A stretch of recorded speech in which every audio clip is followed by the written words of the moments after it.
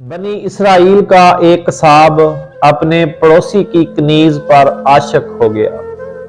इत्तेफाक से एक दिन मालिक ने अपनी कनीज को दूसरे शहर कहीं काम के लिए भेजा। बनी इसराइल के उस कसाब को मौका मिल गया जो बहुत दिनों से इस मौके की तलाश में था, और वो कनीज के पीछे पीछे चल पड़ा। जब वो कनीज जंगल में से गुजरने लगी तो वहां पर वो कसाब भी छुपा हुआ बैठा था। तो उसने उस कनीज को पकड़ लिया और उसे गुनाह पर आमादा करने लगा। जब उस कनीज ने देखा कि इस कसाब की तो नीयत खराब है, तो उसने उस कसाब से कहा कि तू ये गुनाह मत कर। उस कनीज ने कहा कि जितनी मोहब्बत तू मुझसे करता है ना, उससे ज्यादा मोहब्बत जो मैं तेरी मोहब्बत में गिरफ्तार हूं। लेकिन मुझे अपने हाल के हकीकी से भी प्यार है और उसका डर है, और वो ही मुझे इस गुनाह से रोक रहा है। इस नेक सीरत और खौफे खुदा रखने वाली इस कनीज के जुबान से निकले गए ये अल्फाज तासीर का तीर बनकर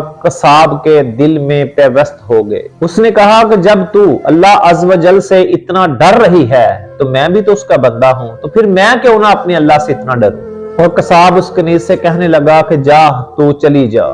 उसके बाद कसाब ने अपने सारे गुनाहों से तौबा की, अल्लाह से माफी मांगी और वापस पलट गया। तो बात सुनाने का मकसद ये है कि दुआ ये किया करो कि अल्लाह तबारक व तआला हमें गुनाह का मौका ही ना दे, क्योंकि गुनाह का मौका ना मिलना भी अल्लाह की एक बहुत बड़ी रहमत होती है।